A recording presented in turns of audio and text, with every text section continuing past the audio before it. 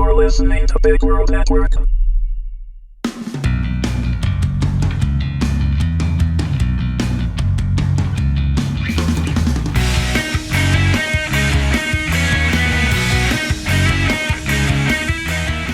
Just Kill Me, Season 3, Episode 5, Newspapers. Written and read by Wendy Herman. The old farmhouse my father was living in could have easily been confused for an abandoned building, even from the inside. He clearly did not have a cleaning lady. He was attempting to uncover a small couch for us to sit on, throwing piles of books and newspapers on the floor while we watched, when I noticed his leg was bleeding just below the knee. We had hit him with the car. "Dad, you're bleeding."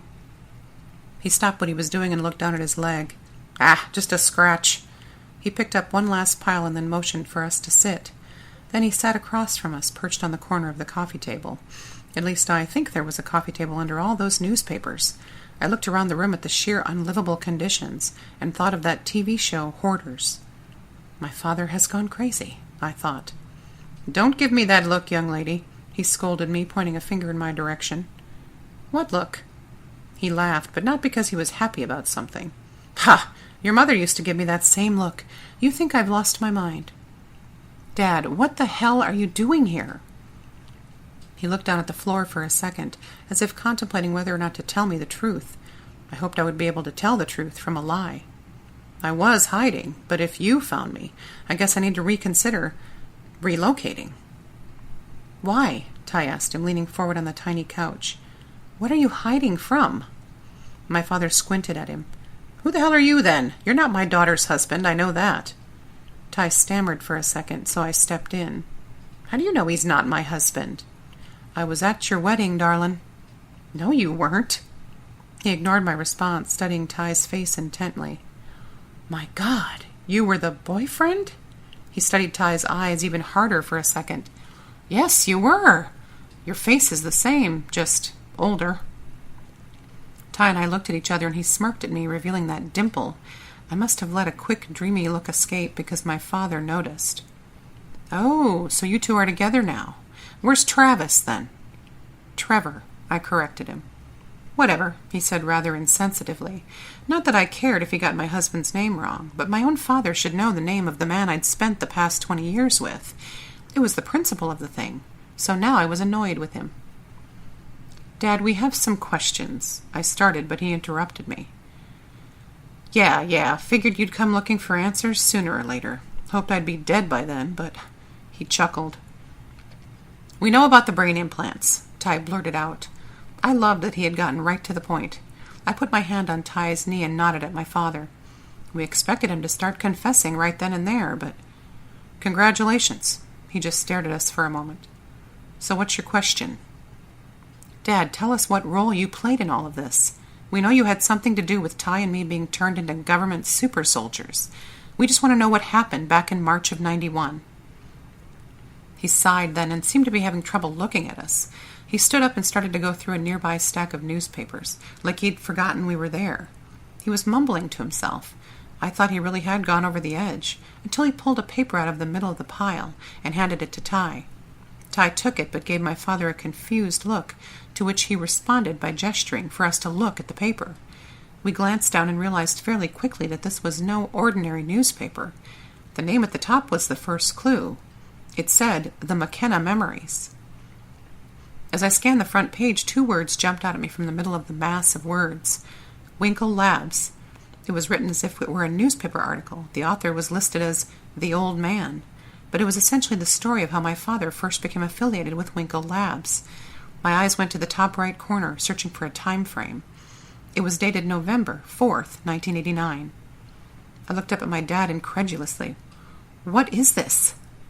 I was starting to forget things, so I decided to write them all down, as I remembered them.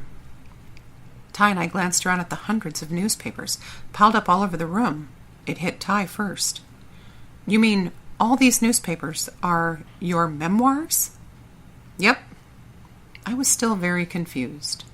"Dad, how did you make all these papers?" He jerked his head back and said, "This house was the old town paper and press for Garrity. I bought the house and got the old printing machine and a shed full of paper along with it. A taught myself how to use it, and after a few years, started writing. Ty was just beginning to see what my dad was saying and seemed almost giddy. So all these newspapers, Mr. McKenna, they are all your memories from your top secret job with the government? All the secrets you were sworn to keep. You wrote them all down in these newspapers. Yep. Ty and I looked at each other wide-eyed. How could he give such a glib response? I shook my head with disbelief and stared at my father. Dad, why? It gave me something to do. A man can't be idle for so long without going a little crazy. After a while, the secrets didn't seem all that important anymore, and they were swimming around in my head, so I decided to let them escape, but not in a way that would get me noticed right away. I figured after I died and the place was cleaned out, either someone would realize what the newspapers really were, or they wouldn't. He sat on the coffee table again and leaned toward us, speaking just above a whisper. Even if they did know what they had, who would believe them, right? We were awestruck, at least I was, by his audacity and arrogance. The secrets didn't seem all that important? He had authorized the government to turn his only daughter into a sleeper assassin when she was 19 years old. How in the hell does that ever seem not all that important? He broke the stunned silence when he snorted. Seemed like a good idea at the time. Suddenly my throat was very dry. Do you have any water? That got him standing again, and he headed for the kitchen. Water? I don't buy that bottled crap. It's a scam, you know. Tap water was good enough for me. It's good enough for anyone. He mumbled to himself as he disappeared around the corner. I stood and turned to Ty. Do you realize what he's done? Putting everything down on paper? Ty stood too and smiled at me. All the answers we're looking for are here. Somewhere. I smiled back at him, and then the daunting reality hit us both. We looked around at all the piles. They were everywhere. The crazy old bugger had been writing entire newspapers of memories for years. Where the hell do we start? Ty asked me. I just continued to scan the room, starting to make sense of it all. I realized that if my dad had any kind of a system, the first choice would be chronological. At least that would have been my first choice. I pointed to the pile he'd pulled the Winkle Labs paper out of, and Ty followed me to stand over it. He gestured to the pile with his hand. After you, milady. I started to go through the pile and quickly realized that my father and I did not have the same brain. The dates were all over the place. His system was not chronological, it would seem.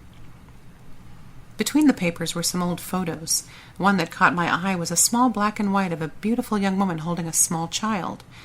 I don't know why, but I put it in my pocket. Then I resumed rifling through the endless newspapers, before admitting defeat just a moment later. Dad, how are these piles organized? I yelled toward the kitchen. My father returned with no drink in hand and cocked his head at me. Organized? They're organized by when the gosh dang memories came to me. That's how they're organized. I'm not a library, sweetheart. I looked back at Ty with an I don't know why I'm surprised look on my face, and he threw down the papers he was holding, frustrated. Maybe, just maybe, we wouldn't have to spend the next 3 years reading newspapers. Dad, do you have any idea where the information on Ty and me, the implants and the sleeper assassin thing, any idea at all what pile those papers would be in? Please, please, please, please. He reached up and scratched his stubbly chin, screwing up his face like he was thinking really hard. Don't think I've written that one down yet, he replied. What? Ty and I exclaimed in unison. I was starting to feel like I was nothing more than a pebble in this guy's shoe, but I was done playing around. Okay, Dad, here's an easy one. Why did you hire Talia Mitchell to watch me 3 years ago? If our knowing about the brain implants hadn't surprised him, this little chestnut definitely took him by surprise. Then he tried to pretend it hadn't. Don't know what you're talking about. Cut the crap, Dad! I kicked over a pile of newspapers, letting the anger fill me. I know what you did. We know what you did. We just want to know why. Why did you offer up your only daughter and her boyfriend to some government experiment? I gestured toward my man, who was staying unusually quiet. And why worry about my safety now? Why hire someone to keep me safe? You haven't cared for 20 years. Why now? Well, darlin', he started, but I wasn't done. And stop with the small-town country bumpkin speak. You're from Minneapolis, not Mayberry. He took a deep breath now, and his expression changed drastically.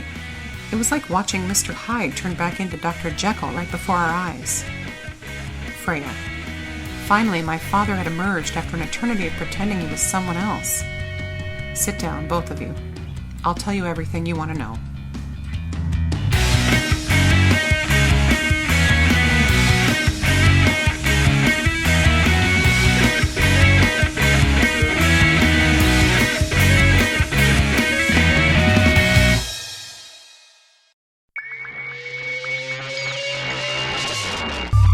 You're listening to Big World Network.